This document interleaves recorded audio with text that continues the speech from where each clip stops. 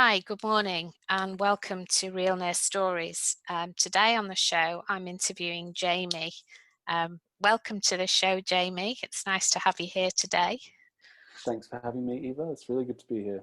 You're very welcome. So, Jamie, if we could just start by perhaps telling me, if you wouldn't mind telling me a little bit about your role as a nurse and what you're currently doing. Yeah, sure. So I'm actually not working clinically at the moment, which is a new thing for me. So I've only just done that in the last few months. But I've been a registered nurse for the last nearly 10 years, so nearly a decade. And I've worked in many different areas. So I sort of started off in palliative care, worked in oncology for a little while, moved to general surgical ward for a number of years, and worked in sort of leadership positions there, and then moved to ICU. Did 2 years in ICU and then moved to ED. So majority of my career has been in the private system, and only in the last year or so I've moved into a public ED. So I've had a pretty good sort of breadth of experience. I think I've sort of managed to chop and change, every couple of years, which I think has been really good and kept things fresh. And I've learned a lot, obviously, over the way about all the different sort of jurisdictions within the health system. So it's been really good. And then, yeah, in the last few months, I've gotten a job working for the Department of Health in Queensland. I am currently working in a sort of more of a administrative project management role. Mm-hmm. And yeah, I do a lot of, it's a completely different job. It's such a change of environment, but I guess the clinical experience that I do have in many different sort of jurisdictions has really helped to just have a bit more of a systems perspective, systems understanding, and understanding the way that the actual healthcare system runs. And within that job at the moment, I think it's just a bit more of a broader sort of perspective over the way that everything, all the intricacies and nuances of the healthcare system. So it's been a very enlightening couple of months. Yeah, and a really good, last decade of my career. It's been great. Yeah. That's really interesting because you get such a different perspective, don't you, when you're working kind of with the Department of Health. You get to see the whole of health and understand the Yeah. politics with small p and a big P. And Yeah, yeah. well, yeah, it is. Especially, I mean, in Queensland, we're in an election year this year, so, and obviously also I started about a month before COVID hit, so Yeah. it was really interesting to see how a health system mobilizes to deal with a novel situation, a pandemic that we've never come across. So Yeah. yeah, I've been really, I think, in a way, quite fortunate over the last, year or so with some of the opportunities that have come my way. Yeah. Yeah. That's good experience to have as well, isn't it? Yeah, absolutely. Yeah. So tell me a little bit about your journey to become a nurse, Jamie. Where where did that start, and what kind of prompted you to think about nursing as a career? Yeah. Um, yeah, it's one of those funny things. So yeah, probably I've been asked that question a lot over the years, and I don't know if I've got a really great answer for it. But I went straight into university after school. I knew that I liked the idea of having a social career that was, I guess, involved forming relationships and helping people, and I guess teamwork was also a big part of that. That I could see that working in health was generally a very team orientated sort of environment. And I went, yeah, I mean, straight up, I got into uni, and I went over to Africa for a number of months as a very green 18-year-old straight out of school. And I think over there I spent some time with, there was living in the same lodge that we were, and we were volunteering in an orphanage, and living in the same lodge were a number of doctors. Most of them were sort of, still in their training. I think there were probably a few registrars, Yeah. but they were working for Médecins Sans Frontières. or alternatively, there's a few that were on placements from universities over in the UK, and they were, just very inspiring people, I guess. They had some really great stories, and hearing about what was going on in Malawi. So I was in Malawi, and what was, how their health system was working, and some of the issues that they were coming across on a day-to-day basis, and just, being in a country that was, Malawi is a really happy, wealthy African country, but I guess being over there and sort of seeing, I think you just get a bit of a sense of, of humanitarian, desire, I guess, and being around those people was really inspiring. And I think that was probably one of the reasons why I just kept going with nursing. And I came home and I got a job in an aged care facility, and, straight into sort of the healthcare system. So since then, I've always worked in health. And I think I've had a number of really fortunate things happen to me across the way that have made, that have led to a really great, interesting career. But also, I guess, it suits my personality in a lot of ways. That's great. That's a great kind of way to get into nursing, to start with that experience, because working, in a different country, or volunteering in a different country, and seeing some of those issues kind of opens your eyes and broadens your horizons, doesn't it? Yeah, absolutely, it does, for sure. Yeah. And I mean, also when I got back, it was not too long after that, I got a job in a palliative care ward as a sort of nurse orderly, so sort of an assistant nurse. And again, I think that just reiterated to me how the sort of level of relationships that you can have in the career. And, I mean, palliative care is a different kettle of fish to a lot of the other nursing that I've done in my career, but it's just so based on communication and relationships and rapport. And I think, again, that was just such a great place to start, and it gives you that basis, that sort of grounding foundation of, of taking that sort of holistic approach. So I think, I've just had a couple of, lucky kind of breaks, I guess, in a way. Yeah, that inspired you to want to go on and study and become a nurse. Yeah, for sure. Yeah. So when did you know that you did you want to specialize in something? Did you know that when you were doing your training, or? No, I had no idea. And, I've just told you this great story about how I was so inspired by, the working in healthcare and all these, these different experiences that I've had. But for the most part of my first 5 years or so as a nurse, I wanted to just be a musician, and nursing was a backup plan. So I just, like I said, I had some really lucky, some really great life experiences, and I just happened to be in the right place at the right time a few times. But for the first half of my career, I had my brain in other places.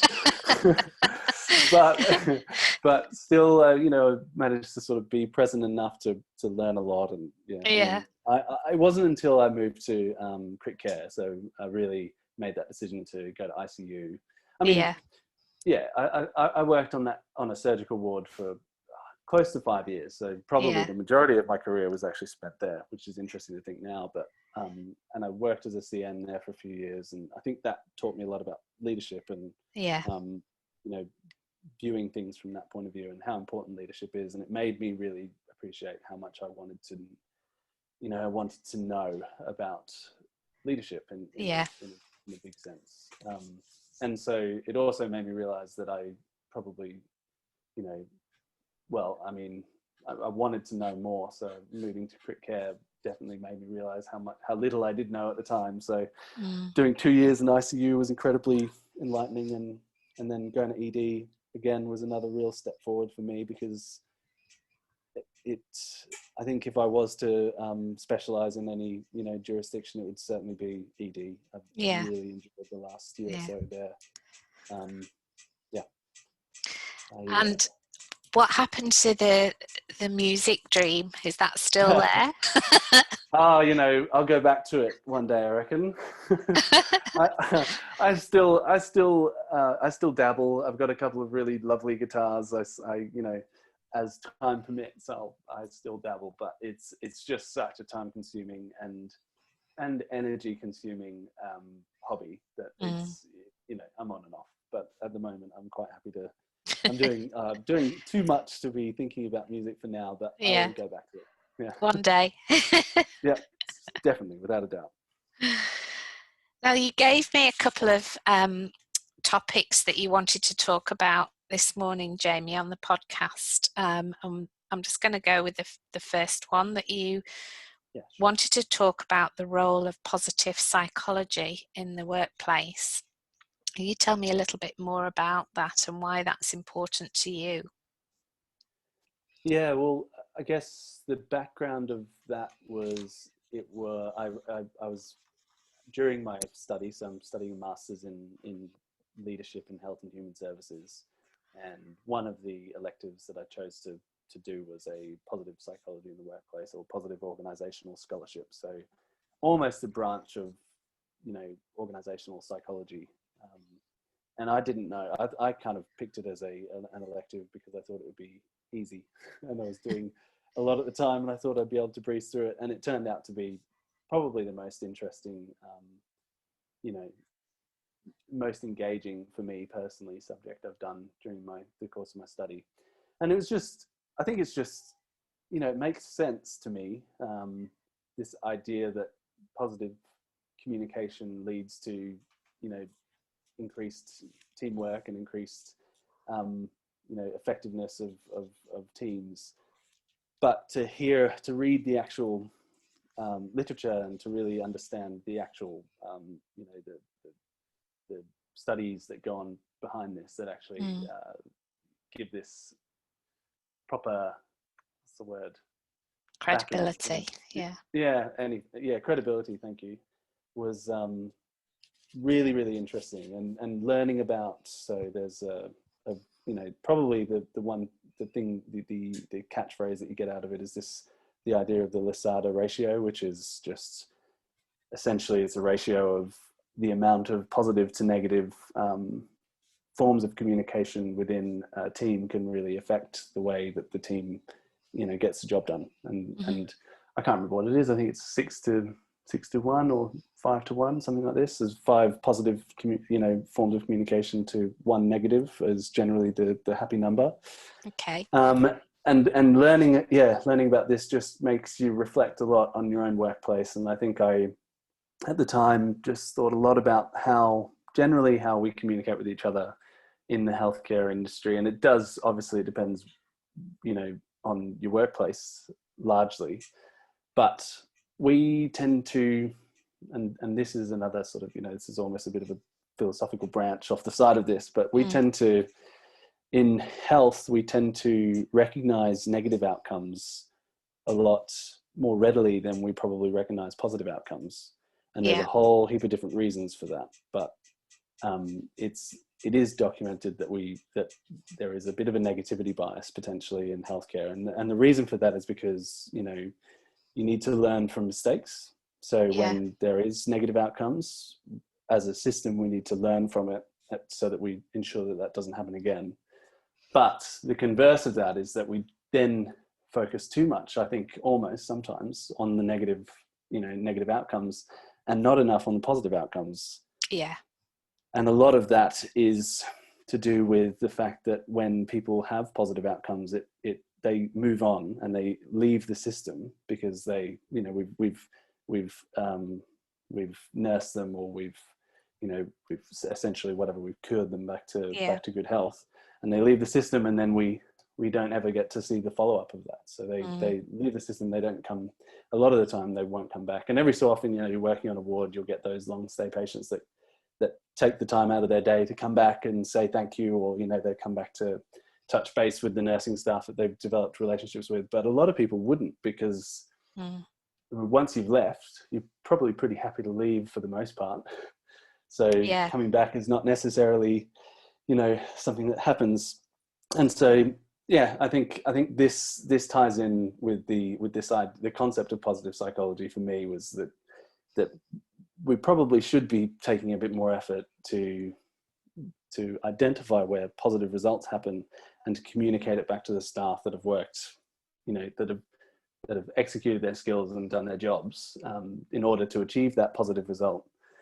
So I guess that's actually sort of taken up a lot of my brain space over the last few years. Just trying to figure out how to best influence that. And that's really interesting. I mean, I haven't heard of that ratio, the Losada ratio, but as you're talking, I'm actually thinking about, it's so true that we kind of see everything in health, and we, see people come into hospital sometimes in a very bad way, and we don't always. They go home, they recover, and we don't get to know beyond that really what happens. And I wonder how much of that is also about our health services not necessarily being connected, in To terms the of community. primary Yeah. care, and because my own experience from working in the UK, I worked very much in for some of my career in the community, and we would have in reach, we would go into the hospital, we would talk to the staff, we would follow the patient home, and there was a lot of rewards in that, but Yeah. it doesn't seem to happen in the same way. Certainly in Perth, I think things are improving, but there's not that close working or connection. So That's a really great point, actually. Consumer engagement, I guess, is possibly, well, it's difficult to, like, I was going to say it's possibly lacking, but it is a complex issue, and it's difficult yeah, to really get good processes in place. But yeah, I mean, I guess it also just depends on where you're working, the different yeah, areas. And probably when I moved to ICU was when I really started to think that there was a need for this change, because when you're working in ICU or ED, you see people at their absolute sickest, yeah, and enormous amounts of resources and energy is spent to work on people and get them healthy again. And often when they leave, they definitely don't come back to those sorts of areas. They're really high no, acuity. They're a lot of the time also people are in delirium for most of the time that they're there, so they don't really get a chance to actually form relationships with the people that looked after them, and they can be quite intimidating environments for patients or community members to walk into. So I think a lot of the time you never see that follow up, but what you do see is the people that don't get better, that yeah, just get that have these really awful periods of long-term sort of periods of getting sicker and sicker, and then potentially even sort of passing away in front of the staff that have been working on them for so yeah, long. So yeah, yeah, I think that was moving. That was when I really started to put that kind of thought together of how do we better communicate the positive outcomes so that you can actually recognize them, in these sorts of areas, because it can be it's pretty fatiguing, and this is actually turned into a bit of a research project for myself. But so I've done a fair bit of literature reviews on the subject, and there's not a lot to there's a lot to suggest that there's really high incidences of PTSD in yeah, critical care environments, and yeah, really high instances of professional burnout. But there's not a whole lot of research to suggest that positive outcomes have, that the communication of positive outcomes could potentially, affect this. So I'm and sort of on a that's little bit of a mission at the moment. yeah, and I think it's really interesting. I work a lot with nurses around resilience, and resilience comes from kind of the positive psychology basis. But it, again, one of the components of being resilient is about having that balance. And Mm. if we take ICU as the example, particularly at the moment with COVID, that's I would think intensified the number of very sick people who are coming in and being cared for, and not all of those are going to recover.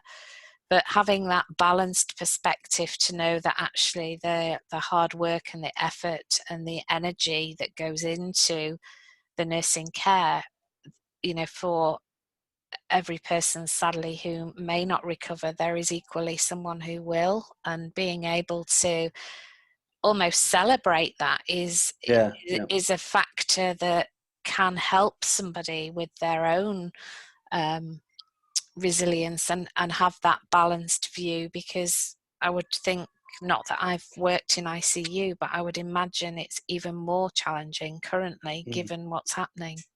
Yeah, for sure.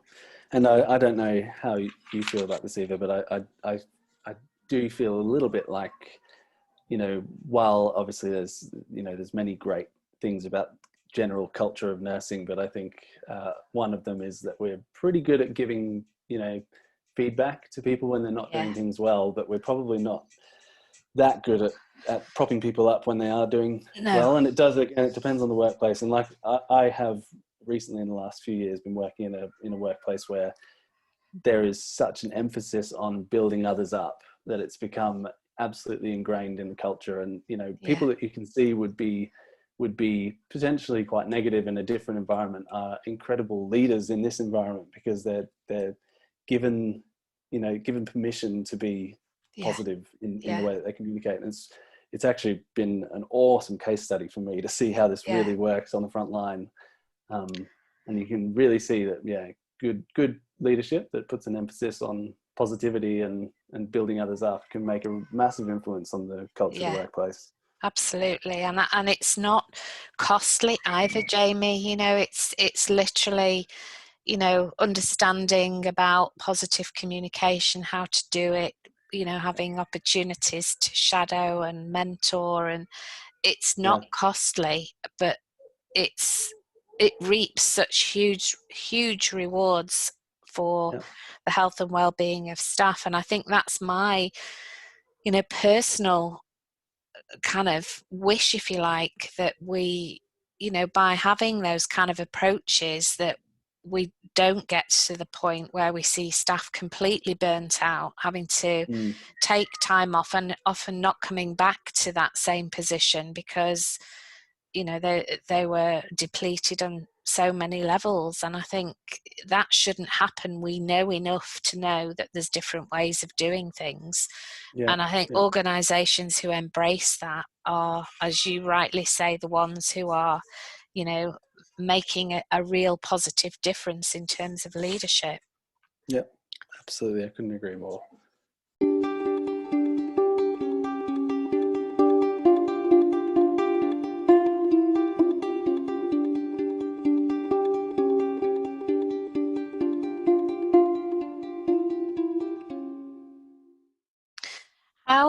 How did you implement some of what you learned, Jamie, into practice? Were there things that you actually changed as a result of what you learned?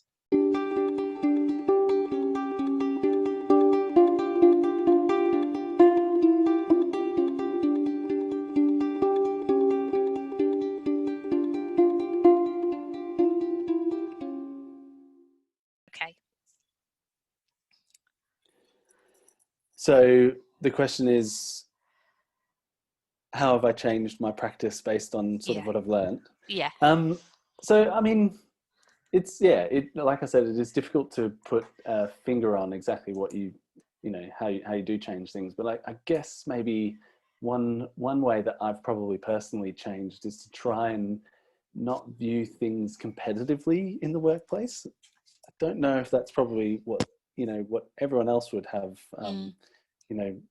how they would change their practice, but it's easy to get caught up in the hustle and competing with others for positions, and you sort of end up competing with others for recognition as well. And I think a big thing about what I've learned in the last few years in working in a culture that's positive is just that because like other people doing good things actually builds the whole workplace up, and it makes it easier to get sort of innovation done and to get improvements done within the workplace. And I think you can tell when young nurses feel empowered to pick other people up around them.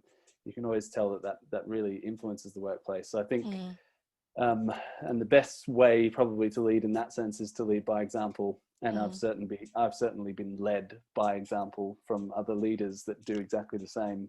And when you start to, I mean, probably a classic example and something that's probably really relatable is a good mentor of mine helped me out by sharing her resume with me, and she just gave me her CV and said, now make yours look similar, like and when she did that, I was like, this is great. And it really helped me out to be able to sort of go in and just change the layout and sort of word things in the same way that she did. And then I sent her a draft and she sent me some feedback and really just helped me to shape my CV in a really positive way.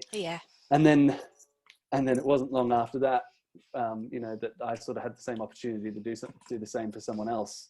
And I probably hesitated to begin with. And then, and I don't know, I'm sort of, a little bit embarrassed to say that I have hesitated, but I think it's quite common that people would feel like, once you've got something good, you sort of feel like you don't necessarily, like it becomes your competitive advantage. And so a big thing now, that I've changed is to absolutely just not even second guess that and just help build other people up as much as possible. And if that means that they, like, for an example, if that means that they get an opportunity that you might have, if you didn't help them out, I think that's great. I think that means that, it's just paying things forward. And I think it's a really positive way to go about your career. I think that's such a great example. I had a conversation with somebody recently who was giving an example where she perhaps might have taken something personally in the past, where that situation where you've had a conversation and somebody can put the idea forward as theirs rather than acknowledge that it's yours. And she said she's done some work on herself and her leadership development, and her comment was that she was very gracious in this person had kind of promoted her idea, and whereas she would have previously thought, hey, hang on, that's my idea, she kind of let it go and thought, well, okay, that person must have thought my idea was good because they've taken it forward.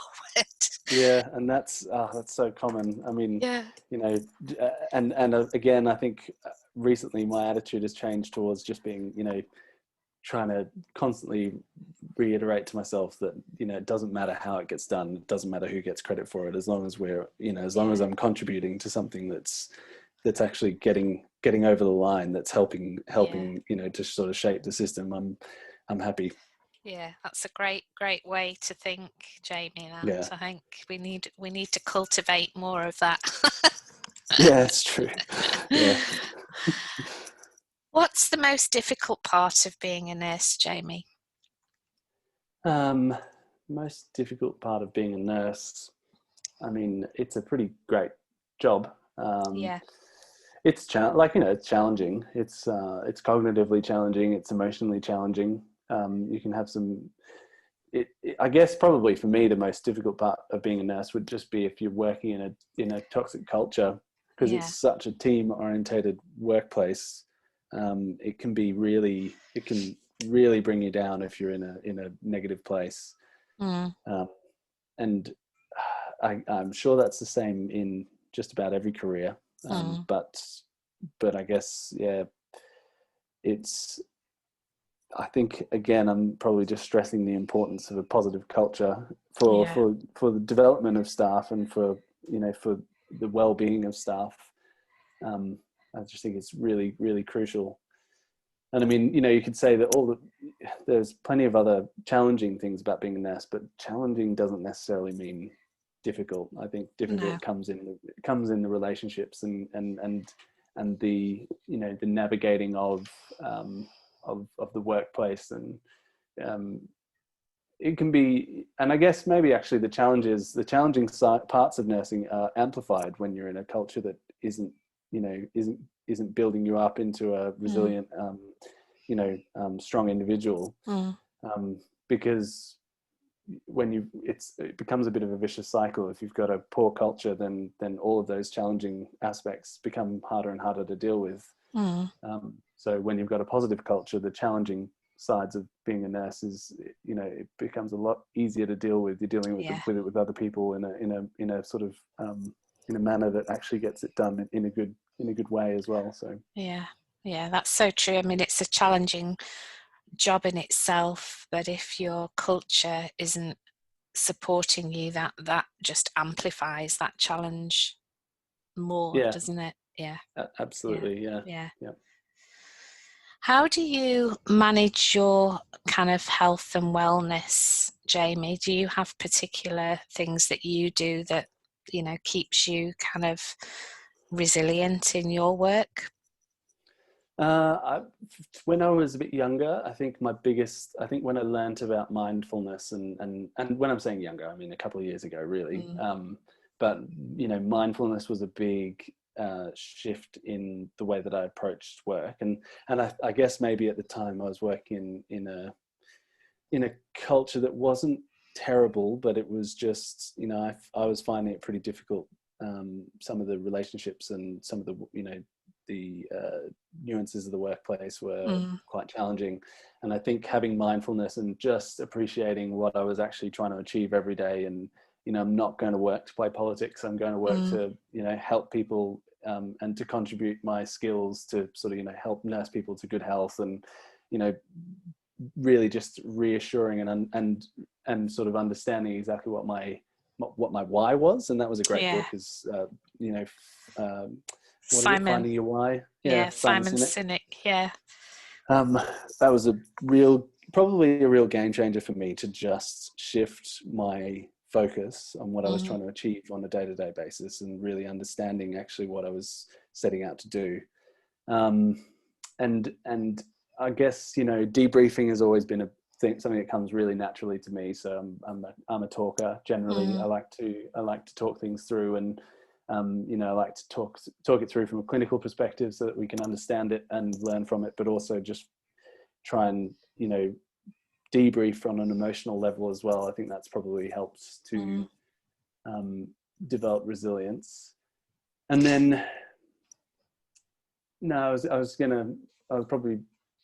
I feel like I had another thing to say, but I can't remember what it was. But anyway, you can edit that out.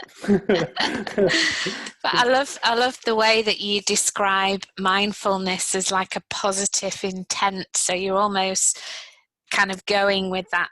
Today is going to be a good day. It's going to be positive. You're thinking about all the good things before you actually get there, rather than thinking, the opposite to that. I think is a really great way to start kind of the day, really, because often I think people maybe struggle a bit with mindfulness. We talk about it a lot, but what does it actually mean, and how do you do it if you're a busy nurse, working shift work? And I think how you describe that, setting that positive intention is really a helpful way of helping people to see, it's not complicated. It's those simple tweaks that you can make in your day-to-day routines that help you to... Yeah, they can make a real big difference, for sure.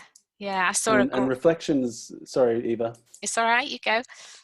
I was going to say reflection's the same. Having good and I admittedly I don't. I've tried, and when I do, I can feel that it really helps. But it's one of those things that really takes a proactive approach to actually write down reflections on a day-to-day basis. And when you've got children and you're working shifts and everything, it can be difficult to sort of find the time. But it can be so helpful to. And if I've ever had a really heavy shift at work and something's happened that I've found that has been quite traumatic, then I will come home and open a Word document and just write it with the intention that no one else is going to read it. It's just purely my thoughts on what's happened, and that can really help to it's almost another form of debriefing. Yeah. I think we need to be using technology in a smarter way, because so many nurses say the same thing about reflection. You know, it's a powerful tool, but it's the time that it takes. And you just think, you know, I'm sure we could come up with an I app know, yeah, that, you know, you yeah, could talk into that does it and types it or whatever. You know, there must be yeah, better ways that we can capture reflections. yeah. You Um, may be onto something there.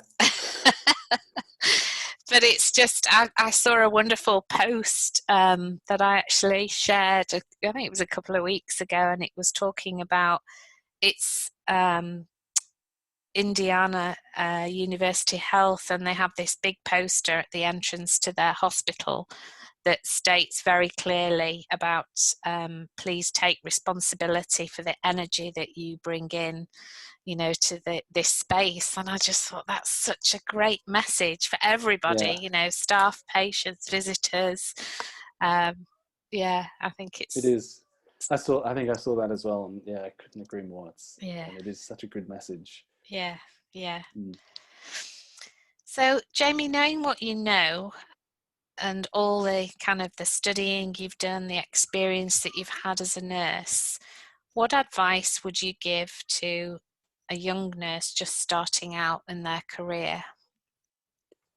Uh, I I guess trying to trying to really drive home the idea of mentoring would probably be one of the big things that I would probably tell myself, as you know, from an early on stage. And it took me years and years to feel comfortable enough to reach out to someone who I thought could meet with me in a mentoring capacity. And then Mm, it took me probably years after that to actually start saying that I had mentors, rather than just, you know, having meetings with people that I looked up to. And it takes, you know, you got to be a bit proactive, but yeah. people love to impart knowledge. And probably this goes back to, you know, another habit that I've probably developed is it it really gives me resilience to help other people, to see other people grow, and to see other people, you know, develop Mm, um, resilience, and to develop in their career. Like, it really gives you that a sense of not achievement, but a sense of um, what's the word? it's like seeing somebody develop, isn't it? Develop their skills and grow as a person through mentorship. Yeah, yeah, absolutely. And I, like I said, I think it just takes a while to to feel comfortable enough to reach out to people. But I've really seen in the, and again, this is probably a direct, you know, it's directly come from really good leadership from the top up at my current workplace. You Mm, see these young nurses start, these graduate nurses that have been told and given the permission straight away, straight off the bat, to find a mentor, you know, mm, find a couple of mentors and meet with them. Like, mm, call, you know, text them or email them and ask them to have half an hour of their time, and literally just meet with them to talk about how things are going, and you know, where you might be in a few years. And you know, this is such awesome permission to give young people to yeah. go and seek that advice. And I think if I, you know, if I'd had that when I was starting out, I think it would have just been so beneficial to just start to understand where you sit, and you know, where you might be in a Mm, couple of years. And that was a big thing for me, is I just couldn't see, I couldn't see a career pathway when I was younger, mm, because I just didn't know the system well enough. I didn't know what was available and what might, you know, suit mm, me. Or so it took me a lot of time to figure that out. And I think you know, mentoring is a big way that you can open up some um, perspectives in that sense. yeah. And the other thing is just probably also, you do, I tend to see some younger nurses getting stuck in a workplace, Mm, not necessarily being happy in that workplace. And I think I've really tried to encourage people to just understand that a lot of, you know, most people have one of the reasons for becoming a nurse is because it's flexible, and there's, you know, yeah. there's so many options, and you can go and experience so many different things. And it can be, because it's quite scary when you know, it takes a number of years to get comfortable. And by the time you get comfortable, then you almost don't really want to move on anymore. But I try to really encourage people to challenge themselves in their early years to just go and get some broad experience and go and work in many different places, because it sets you up really well for having variety, and it opens up so many options down the track. I think I've always that's so true. There's a fabulous quote that says there's no growth in the comfort zone and there's no comfort in the growth. Is that right? Yeah. Well, yeah. I'm not sure. I don't know the quote, but it's so true. It's so true. I've never been one to like comfort zones particularly. No.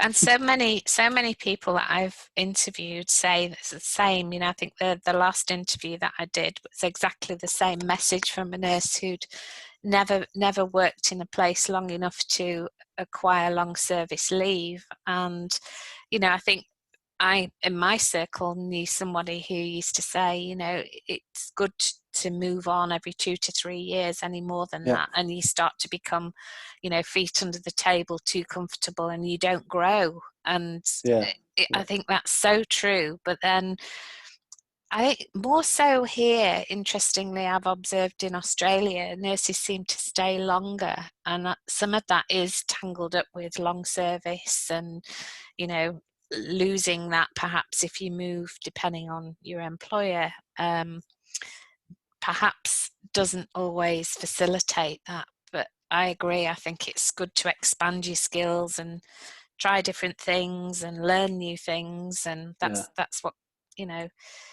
gives you that great insight and experience, really.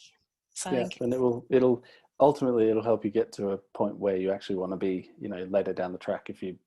And you might try something and not like it, but the beauty is that then you can move on. And I don't think anyone, what I try to tell people is that I don't think, generally people don't hold it against you if you've been around the traps and, tried some different things. And like you said, I think there's probably a bit of the sweet spot is 2 years or so, I think. I think before 2 years, you're not probably, you haven't been exposed to enough in that environment. But I think if you're keen to try different things, I think 2 years is a pretty good golden rule, I reckon. Look out, seek out some other things. What would you most like to be remembered for in your career, Jamie? Being someone who builds others up, I think, is probably a really good, good place to start, and someone who actively helps to, engage others and builds others up. And I think that really that just comes back to it. That's how you improve a system, is by improving the people that work within it. So I'd love to be someone who's sort of recognized as someone who's positive and helps to define a culture. And I think that comes across as very strongly when you talk, Jamie. I mean, it's threaded, that positive approach is threaded throughout everything you've said today, in terms of, your mindfulness, how you approach things, and the good thing about positivity is it's infectious. I think it is. And I think that's but that's the what you've just said is so perfect, because the reason I'm like this is because I've sort of I've seen others act like this. Do you know what I mean? I've seen other great leaders acting like this, and so that's really influenced me a lot. So and that's a great way to be, and we kind of need to grow more of that in nursing. I think it's a lot of things still need to change, but change can start small and start with one person and grow from there. And I think that's just a great positive, actually, to kind of finish your interview today on that great note, because I just wish more people were infected with positivity. It would make life so much easier for so many nurses, it's true. True. I mean, I also should probably just I'm not positive all the time. Oh, well, I know. Yeah, but I think it's an approach you bring. That's the difference. You set sure. out with that intent, and you've experienced how that can work in a workplace, and model that yourself. And those are the important components. I know that in the real world we can't all be positive all of the time, and that's totally fine. But it's your approach that makes the difference and matters. Well, I would say the same about you, Eva. You know, this even, you know, just doing this podcast, the reason for doing this, just to have that conversation and to socialize these ideas. And it's, you know, it's I think it's really important that we do this more from a nursing perspective. I don't think there's that many people doing this from a nursing perspective. No. So I really appreciate what you do as well. And like I said, it just enables us to get this, to have these conversations and to talk about maybe some different ways of approaching things. So well, thank you. Really thank you, Jamie. It's nice to have feedback, because that's the intent, as you know, is to share and give a platform to nurses, because I think there's a real need for it. So that's great feedback, and it's been a pleasure to talk with you today. I've learnt a lot, actually. I'm going to go away and do some reading up about the Losada ratio. Because I'm curious. So it's very interesting. It's been great, and lots of positive things there to take away. So thank you, Jamie, for your time today and for sharing your story. Awesome. No worries. Thank you very much for having me, Eva. You're welcome.